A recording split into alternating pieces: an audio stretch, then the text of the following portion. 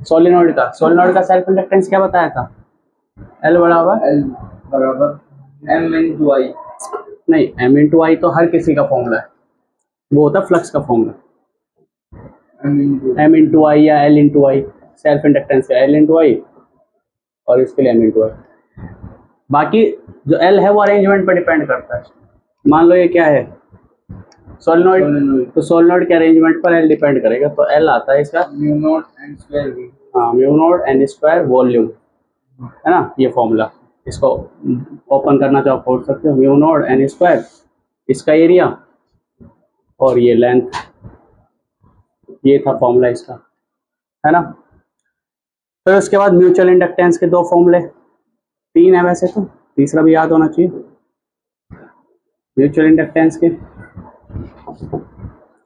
एक ये वाला था कि बड़ी कोइल थी जिसका रेडियस आर था, एक छोटी कोइल थी जिसका रेडियस स्मॉल आर था। करंट किसी में दौड़ाओ आंसर सेम आएगा। हम करंट बाहर वाले में दौड़ाते थे तो आंसर आसान आता था। क्या आता था म्यूचुअल इंडक्टेंस? म्यूचुअल इंडक्टेंस आता था इसमें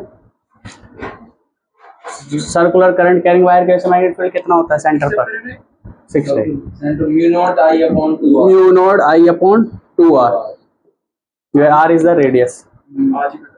6 चैप्टर खत्म हो गया स्कूल में। अच्छा, mu naught I upon 2R और ये हो जाएगा पाई आर स्क्वायर, बस ये हो जाएगा M। आई की जगह छोटे वाले का एरिया रख दो, ये हो जाएगा। अच्छा, एक और बताया था उसका, सही आपने वॉल्यूम में A into A क्यों लिखा है? A into L लिखना। अच्छा, एक और हो गया उसमें किसका? दो सोलिनॉइड का, एक सोलिनॉइड ये और एक छोटी सोलिनॉइड। इसका क्या म्यूचुअल इंडक्टेंस आया था? इसका N1 यहीं से निकल जाएगा, देखो म्यू नॉट यहाँ इसी का है तो यही कोयल है तो एन स्क्वायर है। यहाँ पर दो कोयल है, एक इसका मान लो N1 इसका मान लो N2, तो म्यू नॉट N1 N2 और छोटे वाले का वॉल्यूम, छोटे वाले का pi small R square into मेल, ये फॉर्मूला हो गया। इसका रेडियस R है और बड़े वाले का रेडियस कैपिटल R है। और लास्ट वाला जो था वो क्या था बताना यतिंदर? लास्ट वाला था ऐसा कि एक कोयल है बड़ी कोयल और इसके सामने छोटी कोयल है, ये मान लो x डिस्टेंस है, x डिस्टेंस लिया था हमने, यहाँ पे कैपिटल R लिया था, यहाँ पे स्मॉल r लिया था, such that R is very very greater than R। तो क्या है तो बताओ? कई बार ऐसा कह देंगे x बहुत दूर है, x बहुत दूर है तो अपने आप कोयल छोटी मान लेंगे। हाँ बोलो, इस म्यू नॉट अपॉन 2, हाँ इसमें नंबर ऑफ टर्न्स N1 है, इसमें नंबर ऑफ टर्न्स N2 है, तो N1 N2 हाँ स्मॉल r स्क्वायर दोनों आ गए upon R square plus x square की पावर 3 आएगा। तो ये भी आसान है, कोई ज़्यादा टफ नहीं है याद करना। भाई तुम्हारे अगर फॉर्मूला याद है mu not upon 2 I R square upon R square plus x square की पावर 3/2, वहीं से बन जाएगा म्यू नॉट अपॉन 2। ये वाला तो सेम है, यहाँ पे क्या करना है दोनों के नंबर ऑफ टर्न्स को मल्टीप्लाई कर देना और एरिया मल्टीप्लाई कर लेना पाई आर स्क्वायर। तो ये म्यूचुअल इंडक्टेंस का यूज करना है तुम्हें क्वेश्चन करने में। मतलब तुम्हें ऐसा नहीं है कि बार बार करंट लो फिर उसका मैग्नेटिक फील्ड निकालो फिर फ्लक्स निकालो और फिर फॉर्मूला लगाओ, इसका यूज करो ना। भाई तुम्हें फाई निकालना है तो सीधा M रखो और करंट रखो, M की वैल्यू ये रही ये रही ये रही ये रही। तो ये कह रहा था मैं क्लास में, हो गया था वो ये वाला फॉर्मूला लगा के, ठीक है यही करना था। अब आते हैं एसी जनरेटर पे। एसी जनरेटर, इसके एसी जनरेटर का पीछे कंसेप्ट किसने क्या बोलते हैं उसका नाम, किसने खोजा है कंसेप्ट? हो गया तुम्हारे चैप्टर है बड़ी जल्दी। कौन सा चैप्टर हुआ था अभी लास्ट? 5वां? पता नहीं। अच्छा ठीक है, लिखो जल्दी से एसी जनरेटर टॉपिक डाल।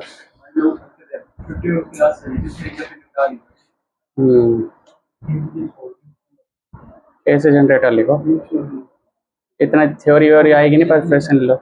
It is a device which converts mechanical energy into electric energy. It is a device which converts mechanical energy into electric energy.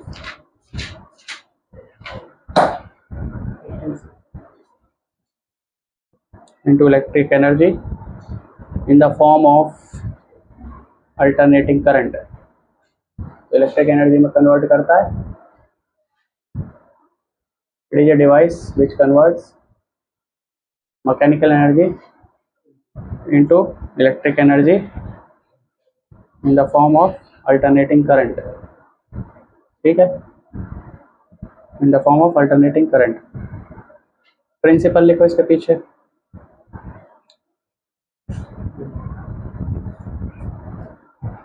Principal, इसके पीछे क्या नियम काम कर रहा है? तो इसके पीछे नियम काम कर रहा है इलेक्ट्रोमैग्नेटिक इंडक्शन का, EMI. EMI is the principle, capital E, capital M, capital I. Principle क्या है इसके पीछे? EMI. वो तो मैंने लगाया नहीं, कहाँ लग रहा है. इसके पीछे प्रिंसिपल काम कर रहा है EMI. हाँ, कौन है वो? क्या है इसके पीछे? Electromagnetic induction. अच्छा, इलेक्ट्रोमैग्नेटिक इंडक्शन क्या है? Potential difference. इलेक्ट्रोमैग्नेटिक इंडक्शन ये है कि अगर कोई कॉइल है, उस कॉइल में अगर फ्लक्स चेंज कराते हैं तो इंड्यूस ईएमएफ प्रोड्यूस होता है, और इंड्यूस ईएमएफ की वजह से इंड्यूस करंट प्रोड्यूस होता है ना, इंड्यूस करंट आता है. This is the EMI principle. अब ये कह रहा है अल्टरनेटिंग करंट आएगा. अल्टरनेटिंग करंट लिखो, क्या होता है अल्टरनेटिंग करंट? यही तो चैप्टर है, अगला चैप्टर अल्टरनेटिंग करंट है ना. हाँ, तो लिखो alternating current. A current which changes its direction. एक ऐसा करंट जो अपनी डायरेक्शन चेंज करता है. A current which changes its direction may or may not change its magnitude. May or may not change its magnitude.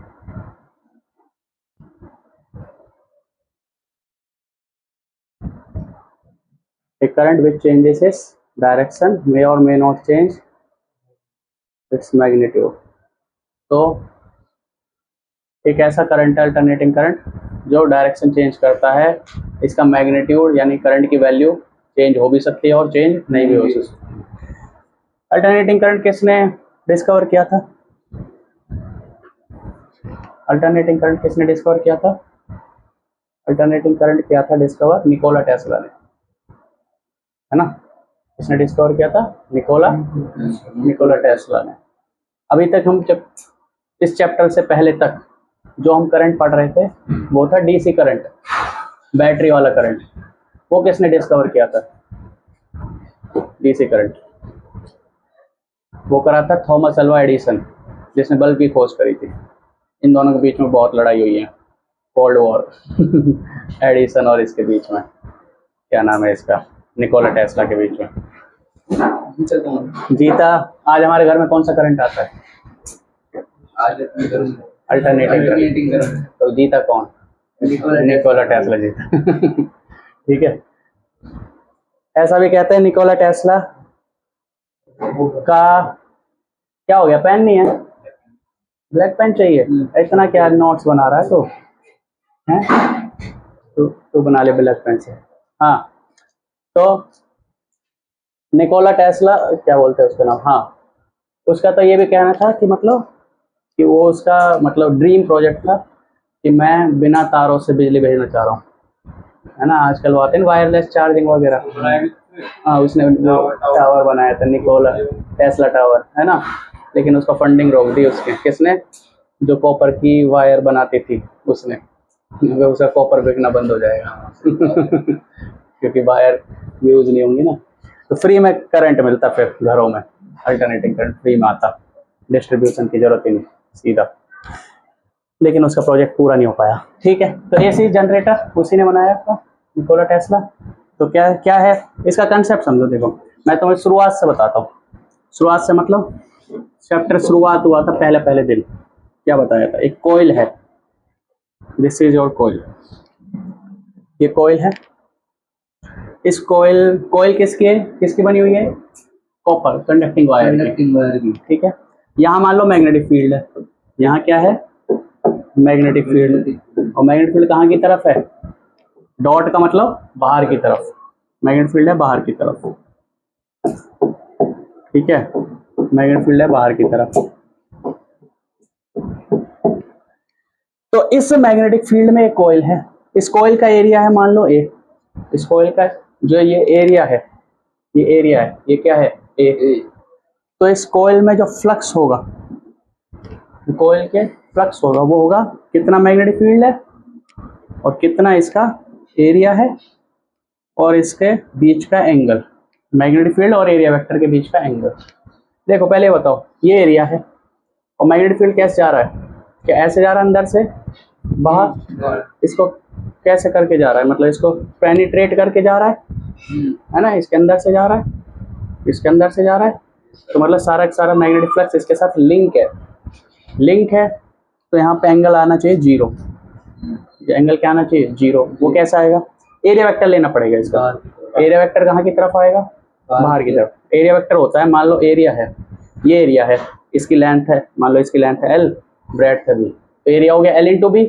और इसकी area vector की direction होती है इस प्लेन के परपेंडिकुलर, तो वो हो गया एरिया वेक्टर डायरेक्शन। तो एरिया वेक्टर ऐसे, मैग्नेटिक फील्ड कहाँ की तरफ है? बाहर की तरफ। तो मैग्नेटिक फील्ड बाहर, एरिया वेक्टर बाहर, दोनों के बीच का एंगल 0, तो इसलिए फ्लक्स हो जाएगा BA cos 0। तो मैक्सिमम फ्लक्स हो जाएगा BA cos 0 की वैल्यू 1, cos की मैक्सिमम वैल्यू होती है 1। ये हो गया फ्लक्स। अब कहता है, किसने? फैराडे ने कहा था कि अगर हम मैग्नेटिक फील्ड को बढ़ाएं, इस मैग्नेटिक फील्ड को बढ़ाएं तो नंबर ऑफ फील्ड लाइंस बढ़ेंगी टाइम के साथ। अगर हम इसको बढ़ाएं तो नंबर ऑफ फील्ड लाइंस बढ़ेंगी। B बढ़ेगा तो फ्लक्स बढ़ेगा, B बढ़ेगा तो फ्लक्स बढ़ेगा। फैराडे ने कहा कि जो ये लूप है ना, ये लूप सिंपल लूप है, कोई बैटरी वगैरह कुछ नहीं लगी, सिंपल कंडक्टिंग वायर है, ये इस फ्लक्स के बढ़ने को रोकेगा, ये इस फ्लक्स को बढ़ने के रोकेगा। तो रोकने के लिए क्या करेगा? यहाँ पर एक इंड्यूस पोटेंशियल डिफरेंस आ जाएगा इस वायर के अंदर। हाँ, मैग्नेटिक फील्ड बढ़ रहा है इसका, हाँ, वायर से प्लस बन रहा है तो वो रोक रहा है। वायर मतलब फ्लक्स बढ़ रहा है वायर के अंदर से, वायर के अंदर जो फ्लक्स एरिया मतलब फ्लक्स है जो BA है, इसकी वैल्यू बढ़ रही है, फ्लक्स बढ़ रहा है। फ्लक्स ऐसे बढ़ रहा है, नंबर ऑफ फील्ड लाइंस बढ़ रही है, मैग्नेटिक फील्ड स्ट्रांग होता जा रहा है, ठीक है। तो फ्लक्स जब बढ़ रहा है तो फ्लक्स को चेंज होने से, फ्लक्स चाहे बढ़े चाहे घटे उसको कोई मतलब नहीं है, उसको तो फ्लक्स को चेंज होने से रोकना है। तो फ्लक्स को चेंज होने से रोकने के लिए यहाँ पर क्या आता है? इंड्यूस EMF पोटेंशियल डिफरेंस आता है इस कॉइल के अंदर, है ना। उसकी कहानी अलग है इलेक्ट्रिक फील्ड वगैरह की, उतना डिटेल में, पर पोटेंशियल डिफरेंस आता है इस कॉइल के अंदर। और इस पोटेंशियल डिफरेंस के अंदर इस कॉइल के अंदर आता है करंट, इस कॉइल के अंदर क्या आता है? करंट। और ऐसा करंट आता है कि वो इस बढ़ते हुए मैग्नेटिक फील्ड को रोकने की कोशिश करता है, ठीक है। तो तुम्हें एक बात बता दूं 4th चैप्टर से थोड़ी सी, कि अगर कोई कॉइल है उसमें ऐसे करंट जा रहा है तो ये current carrying coil magnetic field produce करेगा। और किस तरफ मैग्नेटिक फील्ड प्रोड्यूस करेगा? हाथ को कर्ल करो, अंदर की तरफ मैग्नेटिक फील्ड प्रोड्यूस करेगा, ठीक है।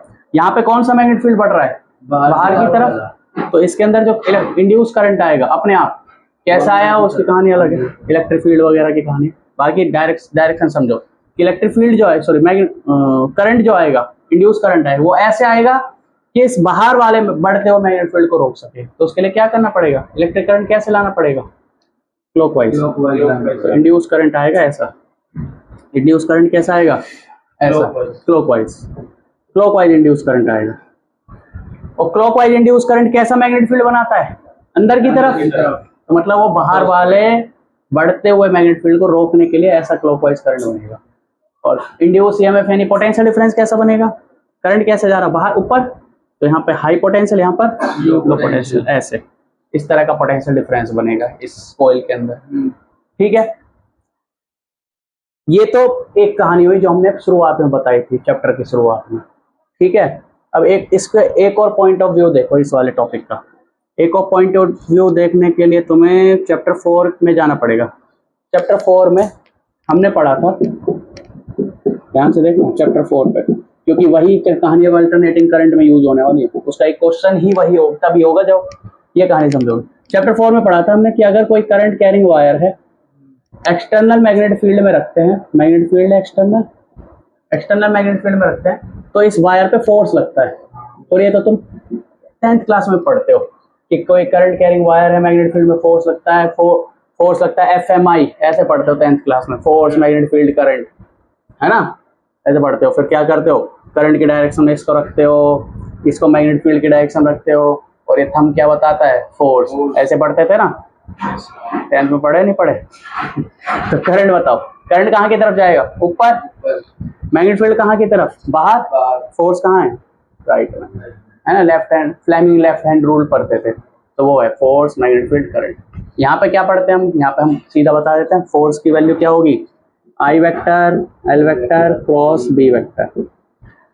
आई वेक्टर जो भी है, एल वेक्टर किस डायरेक्शन में होगा, करंट की डायरेक्शन में, और मैग्नेटिक फील्ड की डायरेक्शन में, मतलब फिंगर्स को रखो करंट की डायरेक्शन में और कहाँ की तरफ घुमाओ, बी वेक्टर की तरफ, तो फोर्स की डायरेक्शन मिल जाएगी। आई वेक्टर यहाँ की तरफ, बी वेक्टर कहाँ की तरफ है, बी वेक्टर बाहर की तरफ है, तो यहाँ की तरफ घुमाओ, फोर्स की डायरेक्शन मिल गई। ठीक है, देखो अब इसका यूज करो यहाँ पर, जो इंड्यूस करंट आया है, जो इंड्यूस करंट आया है, अभी तक तुमने ये पॉइंट ऑफ व्यू पढ़ा था कि भाई इंड्यूस करंट आएगा वो अंदर की तरफ मैग्नेटिक फील्ड बनाएगा जिसकी वजह से वो बाहर वाले बढ़ते हुए मैग्नेटिक फील्ड को रोकेगा। लेकिन अब ध्यान से समझो यहाँ, अगर मैं इस वाली कॉइल को लूं, AB कॉइल को, क्या इसमें इंड्यूस करंट आया, आई, क्या ये मैग्नेटिक फील्ड में रखा है, तो क्या इस पर फोर्स लगेगा, क्या इस पर फोर्स लगेगा, कहाँ की तरफ फोर्स लगेगा, यहाँ की तरफ फोर्स लगेगा। अरे करंट ऐसे, मैग्नेटिक फील्ड है बाहर की तरफ, करंट ऐसे, मैग्नेटिक फील्ड बाहर की तरफ, फोर्स लगेगा इस तरफ। इस वाली वायर पे किस तरफ फोर्स लगेगा, CB वायर पे, राइट साइड। देखो भाई करंट की डायरेक्शन में फिंगर्स रखो, एल क्रॉस बी है ना, तो करंट की डायरेक्शन फिंगर्स रखो, मैग्नेटिक फील्ड की तरफ घुमाओ। अरे करंट की डायरेक्शन फिंगर्स रखी, मैग्नेटिक फील्ड करंट ऐसे जा रहा है, हाँ ऐसे ऊपर कहाँ जा रहा है, फिंगर्स रखनी है करंट की डायरेक्शन, ये रहो, और मैग्नेटिक फील्ड कहाँ है, बाहर की तरफ, यहाँ की तरफ घुमाओ, थंब कहाँ जा रहा है, नीचे की तरफ, यानी इस पे फोर्स किस तरफ लगेगा, नीचे की तरफ। इस पे बताओ, इधर राइट साइड में करंट ऐसे, मैग्नेटिक फील्ड ऐसे, फोर्स ऐसे लग रहा है, ये वाला, अब तो पता भी लग गया होगा वैसे, है ना। तो क्या तुम ये नहीं देख रहे कि ये जो करंट आ रहा है ये इस कोयल को सुकड़ाने की कोशिश कर रहा है, क्यों, ताकि अगर ये कम गिर जाएगा, कम हो जाएगा तो जो बढ़ता हुआ मैग्नेटिक फील्ड है वो भी तो कम होगा। अरे मैग्नेटिक फ्लक्स को बढ़ा घटाने के लिए सारे काम कर रहा है, तो करंट ऐसा आया ताकि ये कोयल कोयल छोटे हो जाए, एरिया छोटा हो जाए, एरिया छोटा होगा तो फ्लक्स छोटा हो जाएगा, मतलब जो फ्लक्स बढ़ रहा है उसको बढ़ने से रोकने के लिए कर रहा है काम। ठीक है, ये होगा। अच्छा नेट फोर्स ये वाला बताया था हमने, IL इफेक्टिव, वो नेट फोर्स 0 होगा भाई, ये वाला इसको कैंसिल कर दे, ये वाला इसको कैंसिल। अगर ये कोयल जो है वो मान लो सॉलिड कोयल है, ऐसे कंडक्टर रॉड की तरह, तब तो इस आपका एरिया कम होगा नहीं, श्रिंक नहीं होगा। लेकिन अगर ये कोयल ऐसी हुई जैसे रियल वाली तार होती है तो क्या होगा, तो श्रिंक हो जाएगा, क्योंकि वो फ्लेक्सिबल होती है, ये ऊपर चला जाएगा, यहाँ चला जाएगा, यहाँ चला जाएगा, यहाँ चला जाएगा। तो सीधी सीधी बात है कि करंट ऐसा आएगा कि वो इसको क्या कराने की कोशिश करेगा, श्रिंक कराने की कोशिश करेगा, ताकि जो मैग्नेटिक फ्लक्स बढ़ रहा है हाँ उसको बढ़ने से रोक सके। अगर मान लो, अब ध्यान समझना फिर से, अगर मान लो ये मैग्नेटिक फील्ड बढ़ने की जगह घटने लगता, मैग्नेटिक फील्ड बढ़ने की जगह घटने लगता, तो क्या होता, तो सारे बाहर की तरफ हो जाते ताकि उसे और वो कर सके, ताकि वो एरिया बढ़ा सके, है ना। अगर ये मैग्नेटिक फील्ड बढ़ने की जगह घटने लगता तो करंट ऐसे ना आकर इसको सपोर्ट करता, मैग्नेटिक फील्ड को घटने से रोकता, तो करंट कैसा आता है, ऐसा, ऐसा यानी ऐसा आता, और ऐसा आता तो फोर्स की डायरेक्शन ऐसे आती, ताकि वो एरिया बढ़ा ले और उसका फ्लक्स घटने से कम हो जाए, घटे ना, ये काम होता है इसका। और अगर करंट ऐसे आता, तो मैग्नेटिक फील्ड वो पोटेंशियल डिफरेंस कैसा था बताना, ये यहाँ पे तो लो, यहाँ पे नेगेटिव, यहाँ पॉजिटिव, ऐसा होता है। ठीक है, ये कहानी। तो ये हर चीज करता है। अच्छा,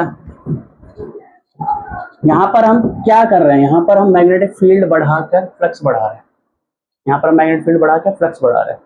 इसमें क्या होगा एसी जनरेटर में?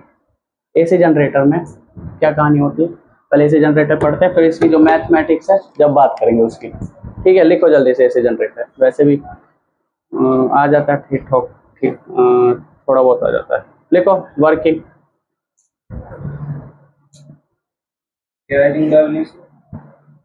इसकी क्या लिखोगे? वर्किंग तो छोड़ो भी, हाँ ये लिखो पहले तो। प्रिंसिपल लिखा था ना तुमने, प्रिंसिपल को लिख लो थोड़ा उसमें डिटेल में। ईएमआई, ईएमआई क्या होता है? EMI electromagnetic induction. हाँ, मतलब वो होता क्या है? वो होता है, देखो, when the change in flux takes place, when the change in flux takes place, अगर इन ए कोयल, अगर किसी कोयल में फ्लक्स चेंज होता है, जिसकी वजह से क्या होता है? Induce EMF in the coil, EMF induce होता है कोयल में, और जिसकी वजह से क्या आता है? इंड्यूस करंट आता है, इंड्यूस करंट इन द कोयल। तो फ्लक्स चेंज कराना है, इंड्यूस करंट मिलेगा, और यही इंड्यूस करंट है आपका अल्टरनेटिंग करंट जो घरों में आता है। ठीक है, यही इंड्यूस करंट है जो घरों में आता है, इंड्यूस करंट। अब यहाँ पर फ्लक्स चेंज कराने के तीन तरीके थे। मैग्नेटिक फील्ड बढ़ाओ, मैग्नेटिक फील्ड घटाओ, एरिया बढ़ाओ, एरिया घटाओ, और तीसरा क्या था? थीटा चेंज करो, थीटा चेंज करो। सबसे बढ़िया तरीका कौन सा है? मैग्नेटिक सबसे बढ़िया है थीटा चेंज करो, तो वही यूज हो रहा है एसी जनरेटर में। ठीक है, लिख लिया। कंस्ट्रक्शन देखें, देखते हैं कंस्ट्रक्शन। तो क्या होता है भाई, ये लगा दिया हमने नॉर्थ पोल, ये मैग्नेट का साउथ पोल, और यहाँ रख दी तुमने कोयल, एक कोयल रख दी, कोयल रख दी, मान लो ABCD, और इसके अंदर जा रहा है मैग्नेटिक फील्ड,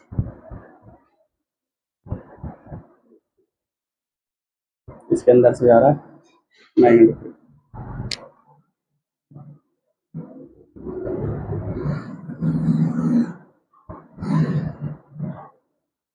ठीक है, ऐसे मैग्नेटिक फील्ड जा रहा है। यहाँ एक कोयल, फिर यहाँ पर होती है रिंग्स, यहाँ पर क्या होती है? रिंग्स, एक रिंग,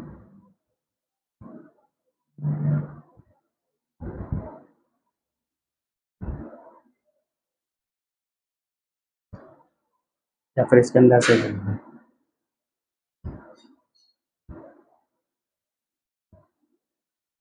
ठीक है।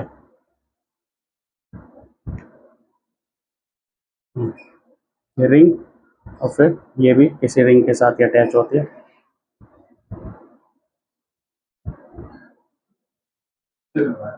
हैं, डायग्राम बनवा,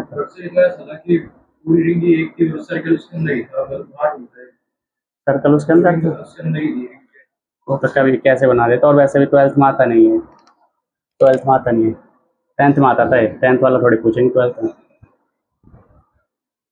ऐसे, और यहाँ पे लगा देते हैं ब्रश, यहाँ पे लगा दी जैसे ब्रश, और यहाँ पे आ गया तुम्हारा लोड। सिर्फ वायर कैसे कनेक्ट करिए? एक मिनट है, ये जैसे ये रिंग है, ये वायर है, और ऐसे एक वायर तो आपने रिंग से कनेक्ट करिए, हाँ, दूसरे उसके बीच में से जा रही है, दूसरे बीच में जाके नीचे जा रही है। दूसरे बीच में जाके नीचे वाली रिंग के साथ ऐसे अटैच है। तो जब ये घूमेगा ना, तो ये ऐसे घूमेगा इसके साथ, इसके रिंग के साथ ऐसे कनेक्ट होके। ठीक है, दूसरी प्लेट घूमेगी तो रिंग के साथ, हाँ प्लेट ये घूमेगा, जब ये घूमेगा तो वायर घूमेगी, वायर घूमे तो इसके साथ अटैच रहेगी रिंग के साथ हमेशा, ऐसे ऐसे ऐसे ऐसे लगातार कांटेक्ट बना के रखेंगे। ठीक है, रिंग का काम इसलिए क्योंकि अगर ऐसे ही डाल दिया सीधा, मतलब इसको सीधा अटैच कर दिया बिना रिंग के और इसको सीधा अटैच कर दिया बिना रिंग के इसके साथ, इनको बोलते हैं ब्रशेस। तो क्या होगा, जैसे घूमेंगे अलग जाएंगे तारे। तो इसलिए ये रिंग्स रखी है ताकि वो आसानी से घूम सके। ये इसके अबाउट घूमती रहेगी, ये इसके अबाउट घूमती रहेगी, ये सीन है। और अब रिंग है, रिंग के साथ अब वायर का अटैच, जो वायर होगी ये वाली वायर और ये वाली वायर, कोटेड वायर होगी या फिर नॉर्मल वायर? नहीं वैसे होगी जैसे कॉपर वायर कनेक्ट है, मतलब कोटेड वायर होगी या फिर नहीं होगी? हाँ वही तो मैं कह रहा हूँ, कोटेड वायर नहीं होगी, मतलब उसमें तो फिर इंसुलेशन आ जाएगा ना। हमें तो चाहिए कि करंट फ्लो हो, अगर करंट यहाँ से आ रहा है तो यहाँ से जाके तो ये आपका इसके साथ अटैच होगा, मतलब करंट इसके अंदर से जाएगा, ऐसे करंट आएगा तो ऐसे इसके साथ, फिर यहाँ से ऐसे कर जाएगा। जो ये से लेकर जो ब्रश तक जो आयतार है ये इंसुलेटेड मतलब कोटेड नहीं है, नॉर्मल है? मतलब बीच में तो कोटेड रखेंगे, फिर यहाँ पर जब कांटेक्ट बनाएंगे तब तो उसको छील के बनाएंगे ना। हाँ हाँ वही कह रहा हूँ, फिर तो कनेक्शन का कोई काम ही नहीं, फिर तो कनेक्शन ही कहाँ होगा फिर, है ना। तो यहाँ से छील के इसको तब बनाएंगे इसको कनेक्शन, ऐसे कनेक्शन रहेगा उसके साथ हर समय। तो ये है भाई, ये इसको बोल देते हैं brush B1 B2, ring R1 R2। Ring भी कॉपर की होती है फिर? हाँ कॉपर की लगा लो, उसकी लगा लो, किसी भी कॉपर की होगी, कंडक्टिंग की होगी, है ना।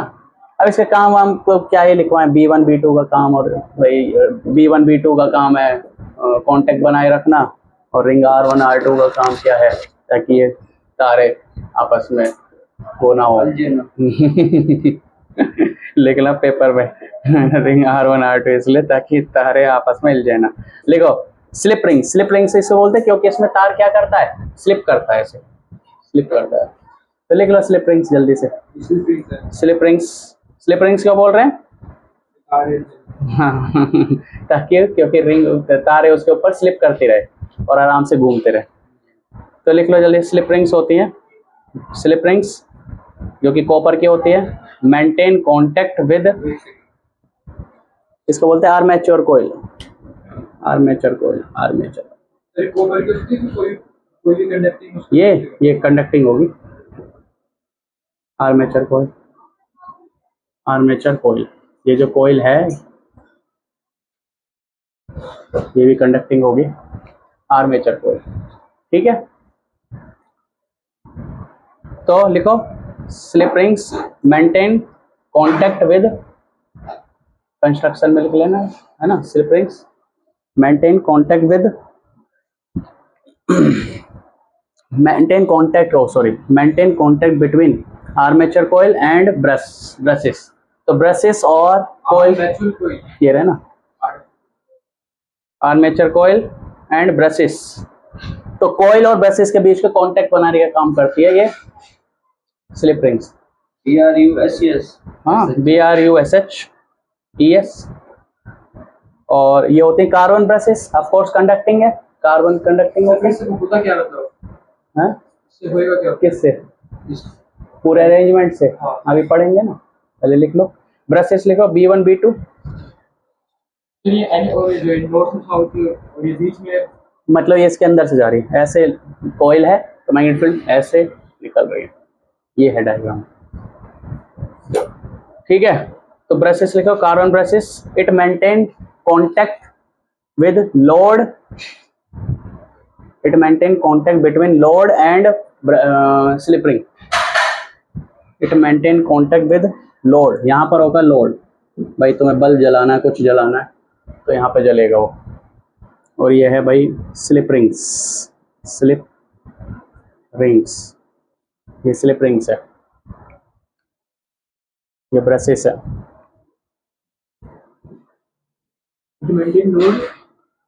It maintain contact between slip rings and load, ये ब्रशेस, ब्रशेस,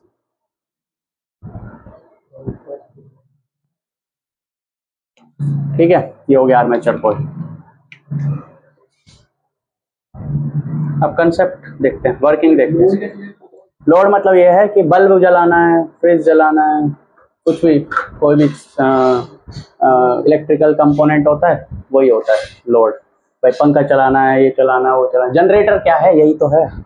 अरे जनरेटर क्या करता है, जनरेटर के अंदर जो वो है पेट्रोल वगैरह जो भी है वो जलता है, उसके वजह से उसमें धुआं बनता है। उस जो भी वो बनती है क्या एयर वगैरह, वो हाई प्रेशर पे भेजता है। हाई प्रेशर पे भेजने की वजह से इस पर धक्का लगता है, ये घूमती है तो वही फ्लक्स चेंज होता है। फ्लक्स चेंज होता है तो इलेक्ट्रिक करंट बनता है। इलेक्ट्रिक करंट बनता है तो वो हमारे जहाँ पे भी यूज हो रहा है जनरेटर वहाँ भेज देंगे।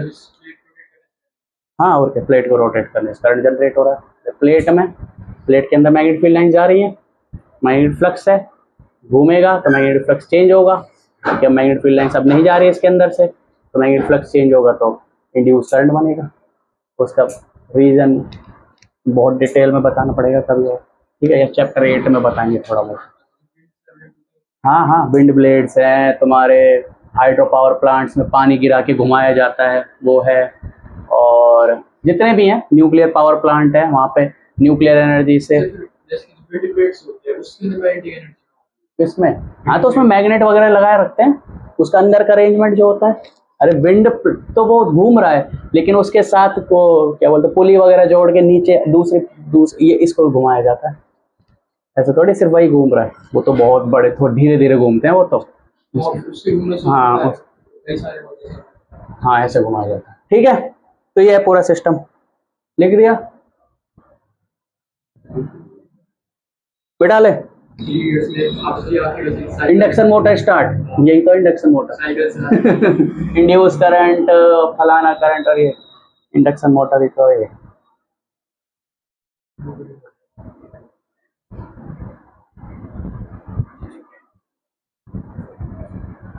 तुमने भी नहीं लिखा अभी तक? अरे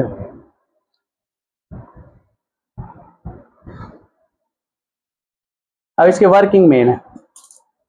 इसमें क्या फ्लक्स होगा, BA cos थीटा। फ्लक्स यही होता है कि कितनी मैग्नेटिक फील्ड लाइंस जा रही हैं। इलेक्ट्रिक फ्लक्स सुना है किस एरिया से, कितनी मैग्नेटिक फील्ड लाइंस क्रॉस कर रही है उसको। एरिया का कोई होता है मेजरमेंट या फिर नहीं, एरिया जितना है। मान लो इसकी लेंथ L है, ब्रेड्थ भी है, तो एरिया हो गया लेंथ इनटू ब्रेड्थ, ठीक है। देखो अब देखो इसको मेन चीज, तो इनिशियल फ्लक्स कितना है शुरुआत में, या मैं कह लूँ t=0 पर फ्लक्स कितना है। देखो कहीं से भी स्टार्ट कर सकते हो तुम, ध्यान से देखना भी। ऐसे मान लो मैग्नेटिक फील्ड लाइंस ऐसे जा रही है, इसका एरिया वेक्टर है ये रहा। अगर मैं फॉर्मूले से देखूं, फॉर्मूला देखना, एरिया वेक्टर की डायरेक्शन ये और मैग्नेटिक फील्ड की डायरेक्शन ये, दोनों के बीच का एंगल 90, तो cos 90 कितना हो गया 0, तो फ्लक्स कितना आएगा 0 इस वाले केस में। लेकिन अगर हम थोड़ा समझ के देखें तो समझ के देखने पता लग रहा है कि जो मैग्नेटिक फील्ड लाइंस जा रही हैं इसको सरफेस से टच करते हुए जा रही हैं, इसको क्रॉस नहीं कर रही। तो कोई क्रॉस नहीं कर रही तो भी फ्लक्स क्या कहेंगे हम 0। अच्छा, एरिया वेक्टर की डायरेक्शन है। अब मान लो ये कोयल घूमी ऐसे हो गई, तो अब बताओ, अब मैग्नेटिक फील्ड लाइंस क्या इसके अंदर से पेनिट्रेट करके जा रही हैं, तो हम कहेंगे फ्लक्स है, और जो कि मैक्सिमम फ्लक्स है। ये हम घुमाएंगे ना, वो कभी एयर प्रेशर से घुमाते हैं, कभी पानी चला के घुमाते हैं, अलग अलग तरीके से। किसी डायरेक्शन में रखते हैं घुमाने की, किसी डायरेक्शन में, इस डायरेक्शन से मैग्नेटिक फील्ड पास हो रही है, इस प्लेट को इसी डायरेक्शन में रखते हैं, इस डायरेक्शन में। हाँ नहीं, एक्चुअल में अब अभी पहले इस वाले देखो, यहाँ पर क्या है, मैग्नेटिक फील्ड लाइन से इस तरफ है, मैग्नेटिक फील्ड इस तरफ, एरिया वेक्टर भी इसी तरफ, तो दोनों के बीच का एंगल कितना हो गया 0, तो cos 0 1, तो फ्लक्स क्या हो गया मैक्सिमम। अब फ्लक्स हो गया मैक्सिमम, तो ऐसा थोड़ी फ्लक्स से करंट थोड़ी बनता है, फ्लक्स से करंट नहीं बनता, फ्लक्स के चेंज से करंट बनता है। यहाँ कितना था फ्लक्स, और यहाँ कितना हो गया 1, मतलब मैक्सिमम करंट फ्लक्स हो गया, तो या यहाँ से यहाँ फ्लक्स चेंज हुआ तो करंट बनेगा, और जितने टाइम तक फ्लक्स चेंज हो उतने टाइम तक करंट बनेगा। अब तूने यहाँ आके छोड़ दिया, अब कोई करंट नहीं मिलेगा, जब तक घूमती रहेगी तब तक करंट बनता रहेगा, तो लगातार घुमाना पड़ता रहेगा इसको, ठीक है, लगातार घुमाना पड़ेगा। मान लो अब शुरुआत हम कहीं से कर सकते हैं इसकी वर्किंग की, भाई यहाँ मान लो शुरुआत में फ्लक्स कितना है 0, फिर बाद में हो गया मैक्सिमम, और फिर यहाँ क्या हो जाएगा बताओ, देखो ध्यान से, पहले बाद में लिख लेना। यहाँ पे बताओ, यहाँ पे फ्लक्स कितना है 0, यहाँ हो गया मैक्सिमम, यहाँ कितना हो जाएगा 0 हो जाएगा, फिर से सरफेस से टच हो गया, फिर यहाँ पे मैक्सिमम। तो लगातार फ्लक्स चेंज होता रहेगा। अब स्टार्टिंग यहाँ से भी कर सकते हैं, यहाँ से। तो हम स्टार्टिंग या बुक में जो स्टार्टिंग होती है यहाँ से होती है, जब फ्लक्स क्या है मैक्सिमम, जब फ्लक्स क्या है मैक्सिमम फ्लक्स है। तो इनिशियली t इक्वल टू 0 पर फ्लक्स क्या है मैक्सिमम। पहले एक मिनट, थीटा लिखेंगे। थीटा क्या है 0, theta 0 degree t equal to 0 पे। थीटा इज द, याद रख लेना, theta is the angle between B vector and A vector और बी वेक्टर के बीच का एंगल है। तो थीटा इक्वल टू 0 डिग्री है। तो फ्लक्स हो गया बी ए cos 0 यानी बी ए हो गया। ठीक है। किसी टाइम t पर इनिशियली ऐसे है, देखो इनिशियली ऐसे है, देखना। और थीटा इज द 0 डिग्री। क्यों थीटा 0 डिग्री? क्योंकि ए वेक्टर भी ऐसे और मैग्नेटिक फील्ड भी ऐसे, ए वेक्टर भी ऐसे मैग्नेटिक फील्ड भी, तो दोनों के बीच का एंगल है 0। मान लो ये घूम गया थीटा ऐसे, किसी भी टाइम t पर ए ऐसे इतना घूम गया, तो अब बी वेक्टर कैसे ऐसे, ए वेक्टर ऐसे, दोनों के बीच का एंगल थीटा। अरे कुछ भी हो सकता है, 10 20 30 40 से तो चेंज हो रहा है। तो किसी एंगल पर हमें मान लिया थीटा, किसी टाइम t पे एंगल कितना हो जाएगा थीटा। तो फ्लक्स क्या हो जाएगा किसी भी टाइम t पे थीटा, तो फ्लक्स हो जाएगा बी ए cos थीटा। ये आ जाएगा। ठीक है। मान लो ये जो घूम रहा है वो ओमेगा की रफ्तार से घूम रहा है। ओमेगा क्या बताता है, कितना एंगल घूम रहा है पर सेकंड, कितना एंगल घूम रहा है पर सेकंड। तो हमें यहाँ पर दिख रहा होगा टी टाइम में कितना घूमा है, थीटा घूमा है, तो ओमेगा हो जाएगा। और ओमेगा कांस्टेंट मानेंगे, ओमेगा क्या मानेंगे कांस्टेंट। तो 0 से लेके टी टाइम में कितना घूमा है, यहाँ पे कितना एंगल था cos 0 था ना, 0 से लेके थीटा घूमा है, तो ओमेगा हो गया थीटा अपॉन टी। तो यहाँ से थीटा कितना हो जाएगा ओमेगा टी। थीटा कितना हो जाएगा ओमेगा टी। थीटा बदल रहा है, क्यों बदल रहा है, ओमेगा तो सेम है, टाइम जैसे जैसे बदल रहा है वैसे वैसे थीटा बदल रहा है। तो हम लिखेंगे फ्लक्स बराबर किसी भी टाइम टी का फ्लक्स आ जाएगा B A cos omega T. This is the flux changing with time, time के साथ फ्लक्स चेंज कर रहा है और कंटिन्यूअसली चेंज कर रहा है। तो जितना ज्यादा फ्लक्स चेंज करेगा उतना ज्यादा पोटेंशियल डिफरेंस आएगा इसके अंदर। अरे ओमेगा होता है कितना एंगल घूम रहा है कितने टाइम में, यानी कितना एंगल घूम रहा है पर सेकंड। तो बताओ 0 से लेके टी टाइम में कितना एंगल घूमा है, थीटा एंगल घूमा है, मान लो 30 डिग्री है और ये 2 सेकंड है, तो 2 सेकंड में कितना घूमा 30 डिग्री। तो यहाँ क्या रखोगे 30 डिग्री डिवाइड बाय 2 सेकंड, यही तो मतलब वो 15 डिग्री घूम रहा है पर सेकंड। तो ये है ओमेगा। ओमेगा क्या है, कितना रेडियन एंगल घूम रहा है कितने सेकंड में। This is the unit radian पर सेकंड। तो कितना एंगल घूमे थीटा, थीटा क्या हो जाएगा ओमेगा टी, वो हमने यहाँ रख दिया इस। ठीक है। तो ये हो गया B A cos omega T, कोई बात नहीं, ये हो गया फ्लक्स।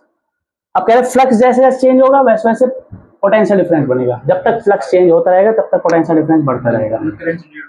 हाँ करंट, पोटेंशियल डिफरेंस से करंट आएगा। अरे बैटरी है, मान लो बैटरी में क्या होता था, यहाँ पोटेंशियल डिफरेंस होता था मान लो 10 वोल्ट का, यहाँ रेजिस्टेंस है 5 ओम का, तो करंट आता था 2 एम्पियर। बोलो देखो ध्यान से, लिख लेना बाद में। तो बैटरी के पोटेंशियल डिफरेंस से करंट आता था 2 एम्पियर। बैटरी है तो करंट आएगा, मतलब पोटेंशियल डिफरेंस है तो करंट आएगा। तो इसकी वजह से फ्लक्स के चेंज होने की वजह से पहले पोटेंशियल डिफरेंस बनेगा फिर करंट बनेगा। और पोटेंशियल डिफरेंस कितना आएगा, फैराडे का सेकंड लॉ बताता है कि जो पोटेंशियल डिफरेंस आएगा इस फ्लक्स के चेंज की वजह से, टाइम चेंज हो रहा है फ्लक्स चेंज हो रहा है, तो फ्लक्स के चेंज की वजह से जो पोटेंशियल डिफरेंस आएगा वो आएगा, उसको ईएमएफ लिखते हैं हम पोटेंशियल डिफरेंस को, और ये इंस्टेंटेनियस पोटेंशियल डिफरेंस है। इंस्टेंटेनियस पोटेंशियल डिफरेंस आएगा वो होता है minus of d phi upon d t. D phi upon d t क्या है, change in flux per unit time, कितना फ्लक्स चेंज हो रहा है पर यूनिट टाइम। ज्यादा फ्लक्स चेंज हो रहा है तो ज्यादा पोटेंशियल डिफरेंस, कम फ्लक्स चेंज हो रहा है तो कम potential difference. This is d phi upon d T, जो कि है पोटेंशियल डिफरेंस के बराबर। माइनस यहाँ क्या बता रहा है, माइनस ये बता रहा है कि ये जो पोटेंशियल डिफरेंस का जो चेंज है, सॉरी फ्लक्स का जो चेंज है, ये पोटेंशियल डिफरेंस उस फ्लक्स के चेंज को अपोज करता है। ये पोटेंशियल डिफरेंस को फ्लक्स के चेंज को क्या करता है, अपोज करता है। तो ये ऐसा फोर्स बनाता है जो उस फ्लक्स को घूमने नहीं देगा। मतलब ये घूमना चाह रहा है, घुमा रहे हैं हम इसको, घुमा रहे हैं तो ये घूमने नहीं देगा, इसको रोकने की कोशिश करेगा। ऐसा पोटेंशियल डिफरेंस आता है। ये क्या था? ई पोटेंशियल डिफरेंस। पोटेंशियल डिफरेंस तो बनेगा ही इससे फिर। हाँ अच्छा तो बन के उसको रोकेगा। हाँ, उसको ही रोकेगा। सन किल्स फादर बोलते हैं ना, तो वही है। ये बनी इसकी वजह से रहा है, और अपने आप को जो जिसकी वजह से बन रहा है उसको रोकेगा। इसलिए क्या करना पड़ेगा, हमें लगातार फोर्स लगाते रहना पड़ेगा इसको चलाते रहने के लिए। इसलिए लगातार जनरेटर चलता रहता है, लगातार पानी गिरता रहता है, तो ये लगातार चलता रहेगा तब तक वो बनेगा। तो इस पोटेंशियल डिफरेंस से जो इलेक्ट्रिसिटी आएगी उसी इलेक्ट्रिसिटी को हम इसके अंदर लगा दें।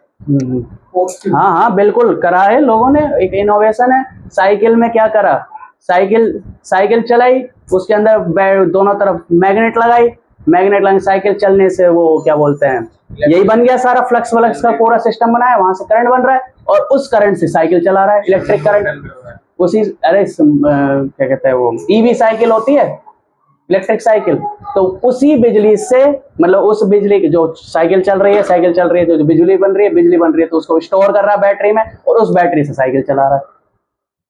ये उसमें आया था क्या बोलते हैं, इंफिनिटी लूप नहीं बनेगा, क्योंकि रेजिस्टेंस वगैरह, फ्रिक्शन वगैरह इतने सारे वो हैं फैक्टर्स हैं, जहाँ पे ऐसा थोड़ी है कि 10 जूल एनर्जी मिले तुम्हें इलेक्ट्रिसिटी से और 10 जूल एनर्जी ही तुम्हें साइकिल चलाने के, वो खर्च भी तो होगी अलग अलग जगह। मेरा तो बहुत टाइम से मन है ये वाली काम करने ठीक है, तो ये है देखते हैं यार अभी कहाँ। एक वो आया था, मैं तुम्हें भेज दूंगा लिंक, उसका क्या नाम है उसका, अरे वो आता है ना वो क्या कहते हैं, प्रोड्यूसर से रुपए ले, शार्क टैंक में आया था वो अपनी। हाँ वो तो आते रहता है, मैं क्या साइकिल लेके आया था अपनी इसी कंसेप्ट पर। ठीक है, तो ये है, तो ये क्या पोटेंशियल डिफरेंस आएगा जो फ्लक्स से चेंज करे। अब बताओ जल्दी से क्या आएगा, -d/dt, और फ्लक्स क्या आ रहा है, BA cos ओमेगा टी। यही पोटेंशियल डिफरेंस है जो हमारे घरों में आता है, ऐसा पोटेंशियल डिफरेंस आता है हमारे घरों में, ये रहा। तो ये आए कितना आएगा बताओ, B चेंज नहीं हो रहा, एरिया चेंज नहीं हो रहा, कोयल का एरिया चेंज नहीं हो रहा, तो बाहर आ जाएगा -BA। और कॉस का डिफरेंशिएशन क्या होगा, कॉस का डिफरेंशिएशन क्या होगा, माइनस साइन ओमेगा टी, और ओमेगा टी का डिफरेंशिएशन, ओमेगा टी का डिफरेंशिएशन हो जाएगा ओमेगा, है ना, नहीं वो इंटीग्रेशन में होता है, divide differentiation multiply by omega होता है। तो ये माइनस माइनस प्लस हो गया, BA omega sine omega T, this is your potential difference, this is your potential difference. अच्छा एक और चीज, ये तो एक कॉइल में फ्लक्स है, चल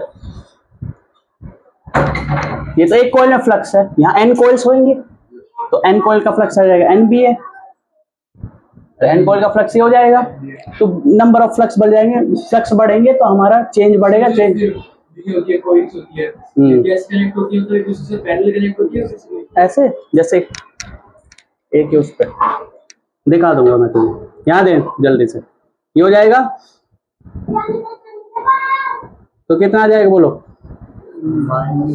पोटेंशियल डिफरेंस कितना आया, अरे माइनस माइनस प्लस हो गया, NBA omega sine omega T, this is the potential difference, जिसको हम E लिख रहे हैं, और ये पोटेंशियल डिफरेंस देखो टाइम के साथ चेंज हो रहा है, ये पोटेंशियल डिफरेंस टाइम के साथ चेंज हो रहा है ना, और फ्लक्स भी टाइम के साथ चेंज हो रहा है, पोटेंशियल डिफरेंस भी टाइम के साथ चेंज हो रहा है, ध्यान से देखना अब जल्दी से। ओहो, इस पोटेंशियल डिफरेंस आया आपका, इसको कई बार E लिख देते हैं, NBA omega sine omega T, ठीक है।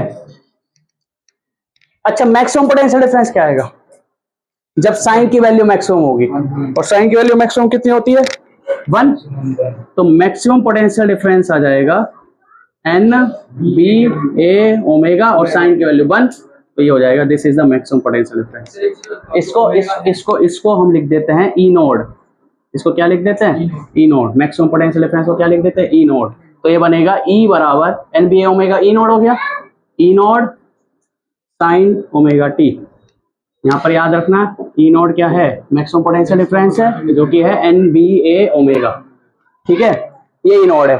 नेक्स्ट चैप्टर में जब तुम बार बार पोटेंशियल डिफरेंस पढ़ोगे ना घरों में, तो ये वाला आप लिखते हैं बार बार, V equal to V naught sine omega T, वो यही है, अरे पोटेंशियल डिफरेंस को यहाँ V लिख दिया, यहाँ पोटेंशियल डिफरेंस को E लिख दिया, n का नंबर है, हाँ नंबर ऑफ टर्न्स कितनी बार घुमाया, external magnetic field, area W omega कितने एंगल से घूम रहा है पर सेकंड, कितना एंगल घूम रहा है पर सेकंड, एंगुलर वेलोसिटी है ओमेगा। ठीक है, जल्दी से लिखो। अच्छा एक और चीज लिख लो जल्दी से, पोटेंशियल डिफरेंस आएगा तो क्या करंट आएगा, और करंट आता है E potential difference upon resistance, resistance. अरे बताओ, ये लो फिर से, ये पोटेंशियल डिफरेंस, ये रेजिस्टेंस, करंट कितना आएगा, V अपॉन R होता है। अरे ओम्स लो, V equal to I R, ohm's लो नहीं पता, V equal to I R, यहाँ से करंट क्या आता है V अपॉन R। तो करंट क्या आया, V, ये हो गया V, ये हो गया रेजिस्टेंस, V अपॉन R। क्या हो गया भाई, क्या हो गया बताओ। अच्छा तो ये करंट V चेंज होगा, क्यों करंट चेंज होगा, R तो सेम है, रेजिस्टेंस, रेजिस्टेंस किसका होगा भाई, कॉइल का रेजिस्टेंस होगा, इसमें वायर फ्लो का करंट फ्लो कर रहा है, यहाँ ब्रशेस वगैरह लगे हैं उसका रेजिस्टेंस होगा, उस रिंग्स लगे हैं उनका रेजिस्टेंस होगा, तो इनका रेजिस्टेंस होगा, तो वो तो फिक्स है। तो I बराबर E की वैल्यू कितनी है, ये रहा, E naught sine omega t लिख दे, या ये लिख लो चलो, NBA omega sine omega t, sinusoidal current आता है हमारे घर में अपॉन रेजिस्टेंस है, ये रही ना E की वैल्यू, ये रही I बराबर, ये क्या हो गया E naught upon R sine omega t. जब maximum potential difference upon resistance तो मैक्सिमम करंट, तो करंट हो जाएगा I बराबर I naught sine omega t. हाँ टाइम के साथ चेंज हो रहा है लेकिन थीटा, ओमेगा होता है, हाँ थीटा बाई टी होता है, हाँ टाइम से टाइम कटेगा, पर थीटा टाइम के साथ चेंज तो हो रहा है। थीटा क्या था, एंगल बिटवीन बी एंड ए, ये क्या था, ये एरिया वेक्टर और बी है, और ये लगातार घूम रही है, लगातार घूम रही है, तो ए और बी के बीच का एंगल लगातार चेंज हो रहा है, लगातार चेंज हो रहा है, लगातार घूमता रहेगा ऐसे, है ना, तो लगातार एंगल चेंज हो रहा है, तो तुम थीटा लगाओगे तो वो थीटा टाइम के साथ चेंज होता जाएगा, थीटा चेंज होएगा, 0 से 90 है तो 0 1 2 3 4 5 6 7, अभी बात करेंगे ना इसके बारे में। ठीक है, I equal to I naught sine omega, ये आया करंट, और आई नॉट की वैल्यू कितनी है बताओ, E naught by E naught कितना था, ये रहा N B A omega, N B A omega upon R, this is the maximum current जो हमें मिलता है घरों में, है ना, और ये है मैक्सिमम किसके फॉर्म में, एसी करंट, साइनोसिडल करंट मिलता है, ये रहा ना, ये वाला करंट मिलता है, ठीक है, और ये पोटेंशियल डिफरेंस मिलता है, और पोटेंशियल डिफरेंस की जो मैक्सिमम वैल्यू होती है वो होती है 311 वोल्ट, पोटेंशियल डिफरेंस की जो मैक्सिमम वैल्यू होती है वो कितनी होती है, 311 वोल्ट मिलता है मैक्सिमम करंट, मैक्सिमम वोल्टेज, ठीक है। अच्छा, और जो ये 220 वोल्ट बोलते हैं ये क्या है, ये एवरेज है, जब तक पढ़ा है कि 220 आता है घर में, 220 की वोल्टेज आती है, वो एवरेज वोल्टेज है, एक्चुअल में तो बदलती रहती है हर समय, टाइम के साथ बदलती रहती है। क्या लो 220 से ऊपर कम वोल्टेज भी आती है, वो वोल्टेज कम कैसे आती है, वो कम कैसे आती है, वो डिस्ट्रीब्यूशन की वजह से होता है, और इसका ट्रांसफॉर्मर वगैरह से रिलेशन होता है। फोटो खींच ले अब तो भेज दे, कोई बात नहीं। अरे ये तो वो था नहीं, ये तो वो मिटाया था एक्स्ट्रा, ठीक है। तो मेन चीज क्या है, लिख लो तुम, लिख लो, लिख लिया तुमने, इसमें मेन चीज जो हमारे निकल के आई पूरे उसमें कंसेप्ट में, तो मेन चीज निकल के आई कि जो अल्टरनेटिंग पोटेंशियल डिफरेंस बन रहा है वो है E equal to E naught sine omega T, sorry तीन चीज बन रही है, फ्लक्स जो चेंज हो रहा है वो आ रहा है, बोलो N B A sine omega T, sorry cos omega t आ रहा है फ्लक्स में, और ईएमएफ जो आ रहा है, पोटेंशियल डिफरेंस जो आ रहा है वो आ रहा है N B A omega, N B A omega, है ना, ये ओमेगा हो गया, और इसी को हमने बोल दिया ई नॉट साइन ओमेगा, और जो करंट आ रहा है वो आ रहा है N B A omega upon resistance, बस इसको ई नॉट बोल दिया। अरे मैक्सिमम वोल्टेज कब आएगा बताओ, ये तो चेंज हो रहा है टाइम के साथ। t इक्वल टू 0 पर कितना होगा, साइन 0 की वैल्यू क्या होगी 0, तो t इक्वल टू 0 पर e क्या रहेगा 0। t इक्वल टू मान लो ओमेगा t की वैल्यू हो गई पाई बाई टू यानी साइन पाई बाई टू 1, तो उस समय e की वैल्यू रहेगी e नॉट, जो कि मैक्सिमम वैल्यू है, इससे ज्यादा नहीं हो सकता। तो i बराबर ये हो गया और ये हो जाएगा i naught sine omega t. ये क्या हो गया i naught sine omega t. तो this is flux change with time. EMF जो मिला वो भी टाइम के साथ चेंज करेगा और जो करंट मिलेगा वो भी टाइम के साथ चेंज करेगा। करंट और टाइम एक साथ चेंज करेंगे, फ्लक्स अलग चेंज करेगा। लेकिन करंट और टाइम का जो मैक्सिमम वैल्यू है क्या वो सेम है? मैक्सिमम वैल्यू सेम है सर। किसकी ज्यादा है, ई नॉट ज्यादा है आई नॉट ज्यादा है? ई नॉट ज्यादा है। ई नॉट ज्यादा रहेगा, ई नॉट ज्यादा रहेगा ना, क्योंकि आई नॉट है ई नॉट बाय आर है ना, ई नॉट बाय आर ये है। मान लो 10 वोल्ट है और रेजिस्टेंस है 2 ओम। रेजिस्टेंस का कहाँ से आ गया रेजिस्टेंस? अरे करंट फ्लो कर रहा है वायर में और वायर का रेजिस्टेंस होता है, तो रेजिस्टेंस तो आएगा ही, नहीं तो इन्फिनिट करंट हो जाएगा। अगर रेजिस्टेंस ना हो मान लो सर्किट में तो कितना करंट आएगा, शॉर्ट सर्किट हो जाएगा। शॉर्ट सर्किट मतलब रेजिस्टेंस 0 करंट इन्फिनिट, तार जल जाएंगे, ये होगा। वैसे तो देखा जाए तो ज्यादा एनर्जी से कम एनर्जी बन रही है। ज्यादा एनर्जी से कम एनर्जी बन रही है, हाँ लॉस तो हो ही गई, लॉस तो होगा ही, तो इसलिए तो वो इन्फिनिट लूप नहीं बनेगा। अब इसमें आता है मेन चीज पर। देखो डायग्राम मैं सीधा बना सकता हूँ, लो ये हो जाएगा फ्लक्स का डायग्राम। फ्लक्स का क्या डायग्राम बनेगा, कॉस ओमेगा टी का ग्राफ बन जाएगा। कॉस ओमेगा टी का ग्राफ क्या होता है, कॉस ओमेगा टी का मुझे पता, टी इक्वल टू 0 पर एंगल देखते हैं पहले। शुरुआत में एंगल कितना है 0 डिग्री, फिर एंगल कितना हो जाएगा पाई बाई 2 यानी 90 डिग्री, फिर एंगल कितना हो जाएगा पाई, और फिर उसके बाद एंगल कितना हो जाएगा 270 डिग्री, और फिर हो जाएगा 2 पाई, ये एंगल हो जाएगा। और यहाँ पर वैल्यू होगी मैक्सिमम वैल्यू यानी कॉस की वैल्यू 1, कॉस की वैल्यू 1, तो फ्लक्स की वैल्यू हो जाएगी NBA। ठीक है, और ये ग्राफ ऐसे पाई बाई 2 पे कॉस पाई बाई 2 की वैल्यू 0, तो फ्लक्स की वैल्यू हो जाएगी 0। ये फ्लक्स की वैल्यू 0 हो गई, फ्लक्स यहाँ पर है फ्लक्स, तो फ्लक्स की वैल्यू यहाँ पर हो गई 0।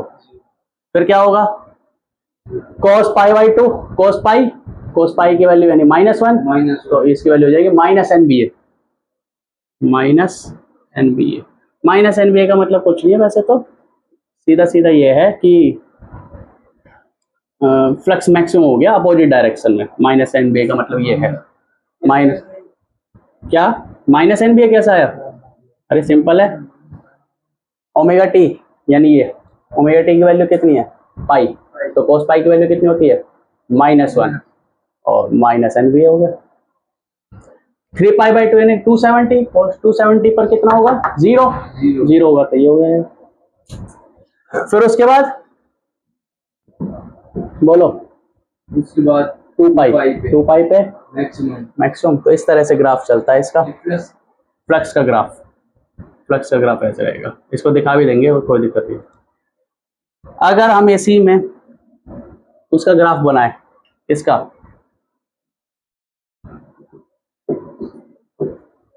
किसका करंट का, किसका EMF का, पोटेंशियल डिफरेंस का, तो 0 डिग्री, ये पाई बाई 2, ये पाई 3 पाई बाई 2 और ये 2 पाई। ठीक है, 3 पाई बाई 2 2 पाई। ठीक है, तो लगाओ EMF वाले में, ये EMF वाले में 0 डिग्री पे कितना 1, अरे साइन 0 कितना होता है 0, अंकुल सर शिकायत कर 0, तो ये पूरी वैल्यू क्या हो जाएगी 0, यानी पोटेंशियल डिफरेंस कितना आएगा 0। शुरुआत में पोटेंशियल डिफरेंस 0। फिर बताओ 90 पर साइन 90 कितना 1, तो पोटेंशियल डिफरेंस आएगा मैक्सिमम किस पे आएगा इस वाले इस पे, और वो आएगा E नॉट, और E नॉट की वैल्यू तुम्हें पता है NBA ओमेगा। E नॉट की वैल्यू तुम्हें पता है NBA ओमेगा। साइन इसमें बताओ, इस पे 0, 180 पर, हाँ भाई ध्यान दो, 180 पर 0, तो फिर से 0 हो जाएगा पोटेंशियल ईएमएफ। फिर बताओ माइनस ई नोट, -1 यानी माइनस ई नोट हो जाएगा, है ना, तो ये हो जाएगा, ये लो। फिर बताओ 2 पे फिर से 0, 2 पाई पे फिर से 0, है ना। अच्छा, करंट का ग्राफ क्या बिल्कुल ऐसे ही आएगा? करंट ये सर क्यों, ये भी साइन ओमेगा टी, ये भी साइन ओमेगा टी, ये भी टी पे 0 रहेगा, ये भी 0 रहेगा, ये भी 90 पे 1 रहेगा, ये भी 90 पे 1 रहेगा। तो करंट का ग्राफ कैसा आएगा, यही बना देते हैं, बस थोड़ा सा छोटा आएगा, थोड़ा छोटा कैसे, ऐसे।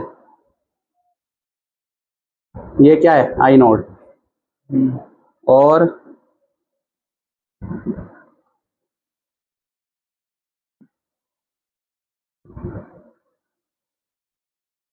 तो ऐसे करंट आता है, लगातार चेंज होता रहता है।